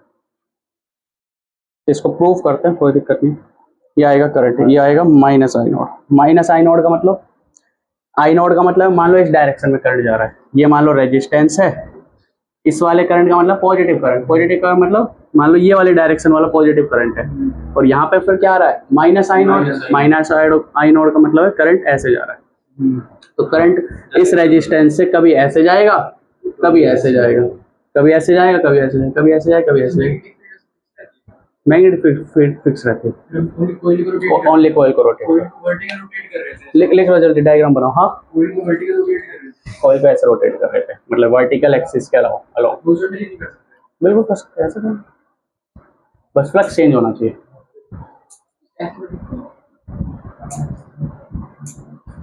देखो फ्लक्स चेंज हो रहा है, नहीं हो रहा, ऐसे वो ऐसे तो कर सकते हो। ऐसे मान लो मैग्नेटिक फील्ड लाइन से ऐसे, है ना, ऐसे जा रही है, यूं करोगे तो मैग्नेटिक फील्ड लाइन 0 हो जाएंगी, फिर बढ़ जाएंगी, फिर 0 हो जाएंगी, फिर बढ़ जाएंगी, हो जाएगा। फिर उस हिसाब से पूरा सेटअप बना। एनर्जी जैसे आपने बताया कि एनर्जी ज़्यादा लगानी पड़ती है, एनर्जी ज़्यादा लेना मतलब जो एनर्जी आ रही है ना, ये मतलब जो करंट आता है ना कॉइल में, वो करंट ऐसा आता है कि इसको घूमने नहीं देता। जो करंट आता है कॉइल में वो ऐसा आता है, वो टॉर्क लगाता है, वो टॉर्क लगाता है अपोजिट डायरेक्शन में।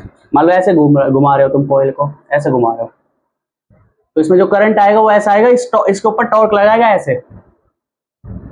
अगर तुमने मान लो एक धक्का मारा और धक्का मार के छोड़ दिया, तो अगर ये मैग्नेटिक फ्लक्स वगैरह का पूरा सेटअप नहीं होता और सिर्फ अकेली कॉइल रखी होती तो घूमती रहती कॉइल, अरे घुमाते हैं वो चक्री से घूमती रहती है। इसमें क्या होगा, तुमने धक्का मारा, वो घूमा, घूमने के बाद थोड़ा सा घूमते रुक गया, वो तो ग्रुप में जा रही है। हाँ,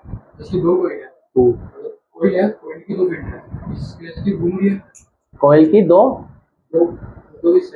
हाँ हाँ, इसके बीच में जो वाले कोई फोर्स लगा रही है, जो करंट जनरेट हो रहा है, फोर्स लगा रहा है। नहीं, जब ये कॉइल घूम रही है ना यहाँ पे, जो ये करंट बन रहा है, ये करंट ऐसे मतलब इस तरह से फोर्स लगाएगी। वो एक पूरा टॉपिक है, torque on A current carrying coil. वो फोर्स लगा रही है, हाँ, अगर आप उसके बीच में एक कोई लोड लगा दें, हाँ, तुम वो बनाना चाह रहे हो क्या बोलते हैं उसको, अरे फिजिक्स में क्या बोलते हैं उस चीज को, इनफाइनाइट लूप टाइप है कि मतलब इसकी कोई के साथ ही कोई बना लिया डायग्राम, कोई के साथ ही जो फोर्स लग रही है बना रहे हैं, दूसरी कोई रोटेट करे। हाँ ऐसे, हाँ एक्चुअल में उसमें ना ऐसे कई कॉइल लगी रहती है, 1 2 3 4, ताकि ज़्यादा से ज़्यादा फ्लक्स चेंज हो और ज़्यादा से ज़्यादा करंट बने। ऐसे कई कॉइल, एक कॉइल नहीं लगी रहती, कई कॉइल लगी रहती है, 1 कॉइल 2 कॉइल 3 कॉइल 4 कॉइल, तो हर कॉइल में फ्लक्स चेंज होगा, हर कॉइल में करंट बनेगा। इस तरह सिस्टम रहता है। मैंने इसका एनिमेशन देखा था किसी वीडियो में, उसमें ऐसे बताया था। सेम ही मोटा मोटर में भी हाँ बने रहते हैं, हाँ सेम मोटर में। ठीक है, लिख लिया। देखो डायग्राम तो बन जाएगा, मिल जाएगा। इसका थोड़ा सा ना वो समझो, क्या बोलते हैं उसका नाम, इसका थोड़ा सा 1 मिनट रुको बस, थोड़ा सा इसका वो समझो कि मैंने बताया ना करंट ऐसे जा रहा है फिर ऐसे जा रहा है, ये हुआ कैसे, इसको थोड़ा समझो। 1 मिनट रुको बस, लिख लिया ये, 1 मिनट रुको।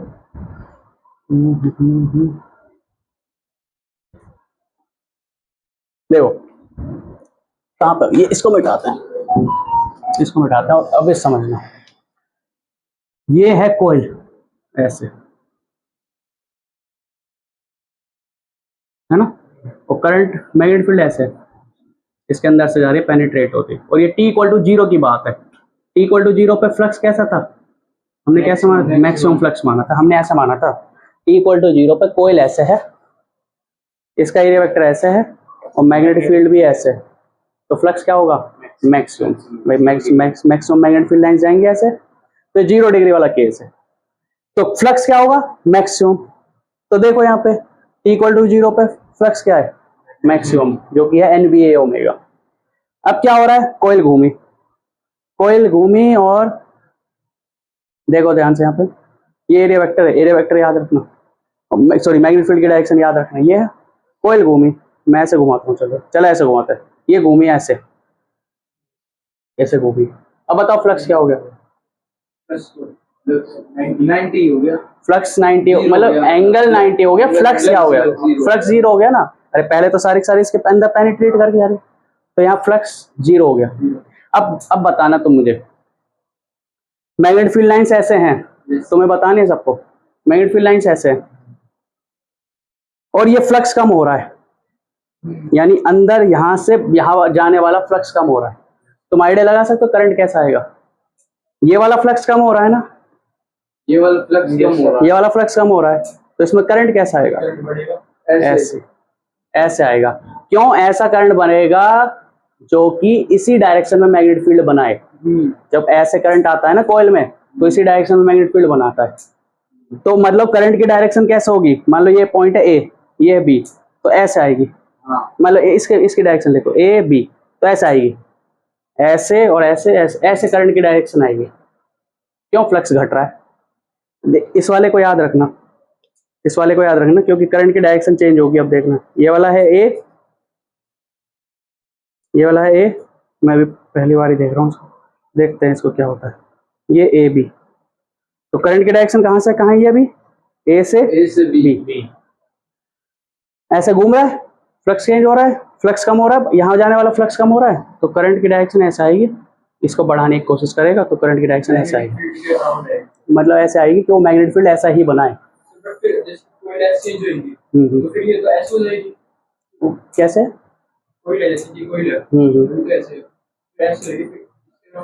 हाँ अभी देखते हैं ना, अभी आते हैं। अभी फिर यहाँ पाओ, जब ये कोयल ऐसे घूम गई, चलो इसको ऐसे घुमाता है, ऐसे घूम गई, अब फ्लक्स कितना हो गया, 0 हो गया, फ्लक्स 0 हो गया।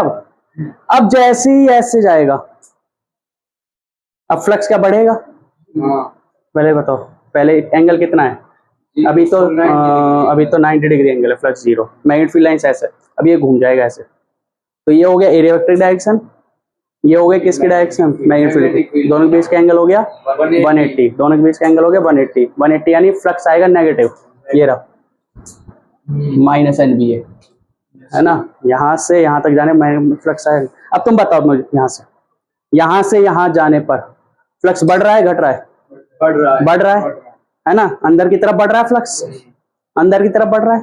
अगर अंदर की तरफ फ्लक्स बढ़ रहा है तो क्या करेगा, उसको घटाने की कोशिश करने के लिए इधर की तरफ आएगा करंट ऐसे आएगा कि उसका मैग्नेटिक फील्ड ऐसे बने, क्योंकि यहाँ मैग्नेटिक फील्ड लाइंस यहाँ वाली बढ़ रही हैं, मैग्नेटिक फील्ड लाइंस तो यहाँ की तरफ है, तो ऐसे जा रहा है, तो इसकी मैग्नेटिक फील्ड लाइन अंदर वाली बढ़ रही है, ऐसे अंदर वाली बढ़ रही है, तो इसका करंट ऐसा आएगा,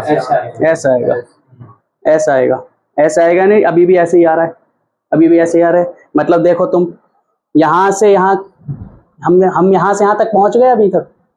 अरे शुरुआत में मैं यहाँ ही पर था, मैंने कहा था NBA ये है, और जब घूम के यहाँ पहुंचे हमारा -NBA हो गया, और इस पूरी कहानी में हमारा करंट ऐसे ही था, A से B।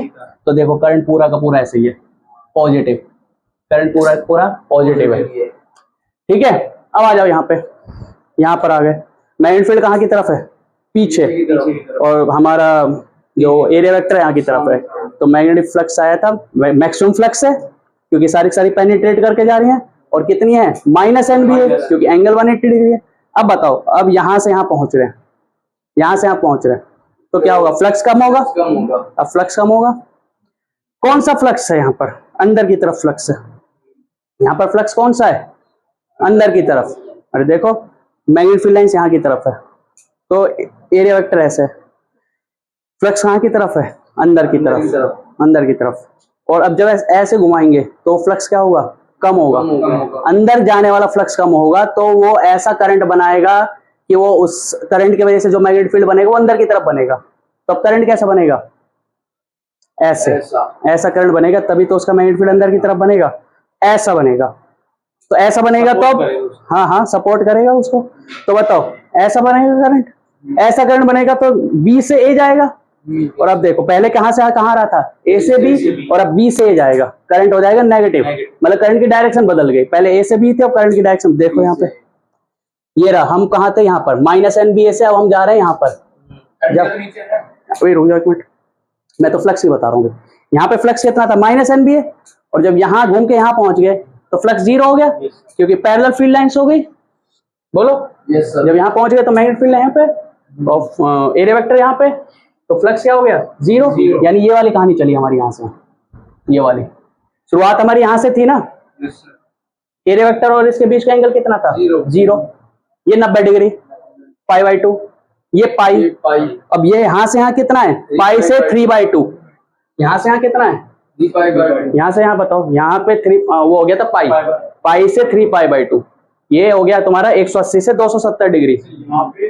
यहाँ पे सेम रहेगा क्या फ्लक्स सेम रहेगा पर नेगेटिव रहेगा, यहाँ पे नेगेटिव फ्लक्स रहेगा, यहाँ पॉजिटिव फ्लक्स, हाँ मैग्नीट्यूड सेम रहेगा। तो यहाँ पे 0 डिग्री, यहाँ पे मैक्सिमम, हाँ यहाँ पे भी मैक्सिमम रहेगा, हाँ बट डायरेक्शन बदल। तो मैक्सिमम 0 डिग्री, 90 डिग्री, 180 डिग्री, और अब 270 डिग्री। तो बताओ मैंने यहाँ से यहाँ की बात करी, यहाँ से यहाँ की, यहाँ से यहाँ की बात करी है, तो ये रहा 270 डिग्री, वो 180 से 270 डिग्री, 180 से 270 डिग्री। 270 डिग्री पे कितना हो रहा है एंगल, फ्लक्स कितना हो जा रहा है, जीरो। यहाँ पे कितना था फ्लक्स, यहाँ से और यहाँ पे तो घट रहा है ना। हाँ घट रहा है, घट रहा है का मतलब, इसका मतलब ये नहीं है कि ये बढ़ रहा है ऐसा दिख रहा है। अरे नेगेटिव का मतलब तुम अगर वैसे डायरेक्शन का, हाँ बस ये है तो मैक्सिमम वैल्यू यहाँ पर, और यहाँ पर हो गए 0। तो यहाँ पे मैक्सिमम वैल्यू है, नेगेटिव में मैक्सिमम, और ये हो गया 0। और मैंने बताया तुम्हें जब मैं यहाँ से यहाँ तक चला था, क्या करंट की डायरेक्शन सेम थी, हाँ करंट की डायरेक्शन थी। और अब यहाँ पे यहाँ से यहाँ चलाऊं, कहाँ से कहाँ, 180 से 270 चलाऊं, तो करंट की डायरेक्शन अपोजिट हो गई। तुम देखो 0 से लेके 180 तक करंट की डायरेक्शन सेम थी, मतलब करंट करंट की वैल्यू पॉजिटिव थी, यहाँ भी पॉजिटिव, यहाँ भी पॉजिटिव, बस करंट की वैल्यू चेंज हो रही है पर डायरेक्शन तो सेम ही है। 180 से 270 देखो क्या नेगेटिव चला गया करंट, नेगेटिव चला गया, यानी करंट हो गया नेगेटिव, करंट होगी, करंट की डायरेक्शन बदल गई, मतलब यहाँ से यहाँ ए से बी था, और जैसे यहाँ से यहाँ गया बी से हो गया, यहाँ से यहाँ बी से हो गया। चेक कर लो फिर से, यहाँ पे था शुरुआत में ऐसे था, बोलो शुरुआत में ऐसे था, और मैग्नेटिक फील्ड ऐसे था। जब ये घूम रहा है तो यहाँ जाने वाला मैग्नेटिक फील्ड घट रहा है, तो इसके अंदर करंट कैसा आएगा, करंट ऐसा आएगा कि उसका मैग्नेटिक फील्ड भी यहाँ की तरफ बन जाए। तो करंट क्या ऐसे आएगा, ऐसे ऐसे, ताकि उसका मैग्नेटिक फील्ड भी यहीं बन जाए। करंट की डायरेक्शन चेंज हो रही है, इसके अंदर करंट का कोई लॉस हो रहा है, इसके अंदर जो एनर्जी का लॉस हो रहा है, फ्लक्स चेंज और करंट की डायरेक्शन चेंज होने में, देखते हैं अभी, सोचते हैं उसके बारे में, बताऊंगा फिर, है ना। इसको देखो अभी, तो यहाँ पे मैग्नेटिक फील्ड अंदर की तरफ, तो जब यहाँ जा रहा है मैग्नेटिक फ्लक्स घट रहा है, कहाँ जाने वाला, यहाँ जाने वाला मैग्नेटिक फ्लक्स घट रहा है, तो करंट आएगा ऐसे ऐसे, ताकि वो मैग्नेटिक फील्ड को सपोर्ट कर सके, घटने से रोक सके। तो ऐसे आएगा, तो यानी ऐसे आएगा, ऐसे आएगा, यानी कहाँ से कहाँ, ए से बी आएगा, इस पूरी कहानी में ए से बी आएगा। फिर यहाँ से यहाँ बताओ, जब यहाँ से यहाँ पहुंचेगा तो मैग्नेटिक फील्ड तो ऐसे, अब यहाँ से मैग्नेटिक फील्ड बढ़ेगी, ये वाली मैग्नेटिक फील्ड बढ़ेगी, कौन सा वाली मैग्नेटिक फील्ड बढ़ेगी, अंदर वाली मैग्नेटिक फील्ड बढ़ेगी, तो उसको अपोज करने के लिए क्या करेगा, इधर की डायरेक्शन में खुद का मैग्नेटिक फील्ड बनाएगा। तो क्या ऐसे आएगा, ऐसे आएगा भाई, हाँ भाई, ये जो है ना, ये जो पहले क्या था, मैग्नेटिक फील्ड ऐसे थी, और अब कितनी हो जा रही है, 0। तो यहाँ वाली मैग्नेटिक फील्ड घट रही है, तो पहले तो इसको सपोर्ट कर रहा था, घटने से रोक रहा था, अब क्या हो रहा है, अब तो 0 हो गई, अब 0 होने के बाद अब क्या हो रहा है यहाँ पे, अब मैग्नेटिक फील्ड बढ़ रही है, पहले 0 थी अब बढ़ रही है, तो उसको बढ़ने से रोक रहा है, ये बस अपोज करता है, चाहे बढ़े तो बढ़ने से रोकेगा, घटे तो घटने से रोकेगा। हाँ, ठीक है, वो पूरा कंजर्वेशन ऑफ एनर्जी का कंसेप्ट है इसके पीछे। ठीक है, तो ये हो गया। अब ये मैग्नेटिक फील्ड बढ़ रहा है अंदर की तरफ, अंदर की तरफ मैग्नेटिक फील्ड बढ़ रहा है, तो ये अपना ऐसा करंट बनाएगा कि बाहर की तरफ मैग्नेटिक फील्ड बने खुद का। तो ऐसे, तो ऐसे बनेगा, तो यानी ऐसे ऐसे, तो फिर से ए से बी। अब आते हैं यहाँ पे लास्ट वाले पे, इस वाले पे देखो,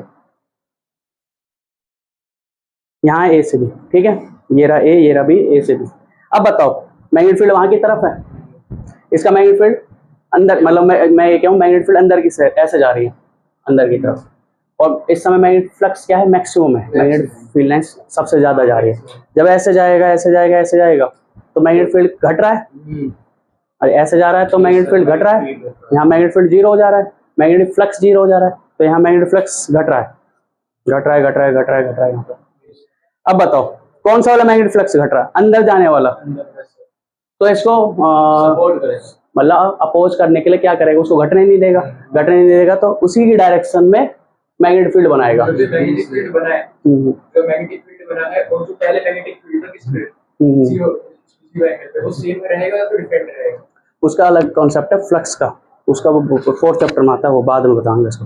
देखो यहाँ पे देखो, अभी पहले इनको दोनों अलग रखो अभी, तो इसका जो मैग्नेटिक फील्ड बन रहा है और उसका जो एक्सटर्नल मैग्नेट, उनको अलग रखो अभी। ठीक है, उसका एकदम अलग ही कंसेप्ट है। ठीक है, तो ये जो घूमा तो कहाँ वाला मैग्नेटिक फील्ड घट रहा है, अंदर जाने वाला, तो उसको सपोर्ट करने के लिए करंट बनाएगा ऐसे, इस तरफ मैग्नेटिक फील्ड बनाएगा। दे भैया जाओ, देखो रुक जाओ बेटा, यहीं बैठ जाओ।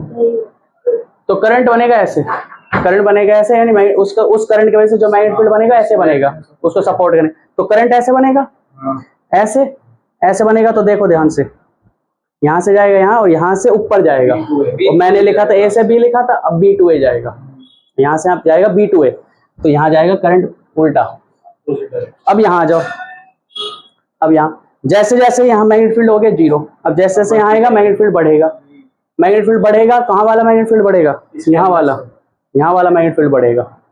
तो बढ़ने से रोकने के लिए क्या करेगा, इसको अपोजिट डायरेक्शन में, हाँ अपोजिट डायरेक्शन करंट आएगा ऐसे ऐसे, अभी बी से ही जाएगा। हाँ अभी बी से। वो वाला मैग्नेटिक फील्ड कहाँ गया जो पहले यहाँ पे जो नया बना था, वो तो जब तक करंट रहता तब तक ही रहता है वो वाला, वो जब तक करंट रहता वो रहता है साथ में, मतलब उसका इतना इफेक्ट नहीं रहता, एक्चुअल में वो कम कर देता है एक्सटर्नल मैग्नेटिक फील्ड को, मतलब या फिर ये कह लो नेट मैग्नेटिक फील्ड अभी भी वही रहेगा, जो इसका खुद का मैग्नेटिक फील्ड बनता है वो उसको थोड़ा सा कम कर देता है, टोन डाउन कर देता है।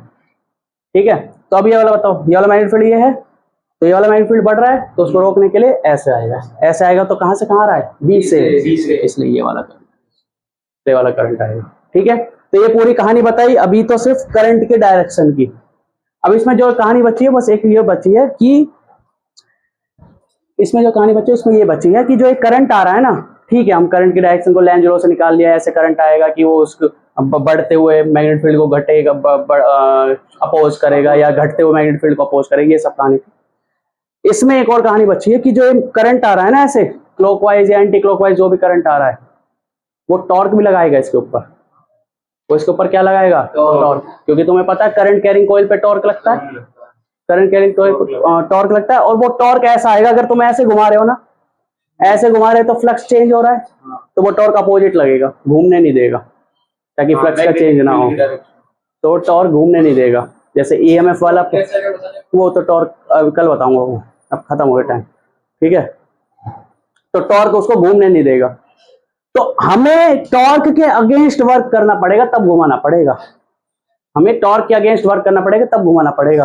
तो जो हम वर्क डन कर रहे हैं टॉर्क के अगेंस्ट, वो वर्क डन इसके अंदर किस फॉर्म में स्टोर हो रहा है, मतलब इसके अंदर किस रूप में दिख रहा है, इलेक्ट्रिक एनर्जी के रूप में, मतलब हमारी जो एनर्जी खर्च हो रही है इसको घुमाने में, एक्सटर्नल टॉर्क, मतलब टॉर्क तो मैग्नेटिक टॉर्क आ रहा है, उस टॉर्क के अगेंस्ट वर्क करने में जो हमारी एनर्जी है, वो एनर्जी इसके अंदर इस फॉर्म में आ रही है, इलेक्ट्रिक एनर्जी के फॉर्म में, I equal to I naught sine omega T. भाई ये I equal to I naught sine omega electric energy है, कहां से आई, कौन सी एनर्जी से आई, तो जो हम इसको घुमा रहे हैं, घुमाने में वर्क डन कर रहे हैं, वो वर्क डन इस रूप में आ रहा है ना। तो मैं पूछूं अगर यहाँ पे पावर कितनी आई, कितनी एनर्जी आ रही है यहाँ पर, एनर्जी पर सेकंड, यही तो होता पावर।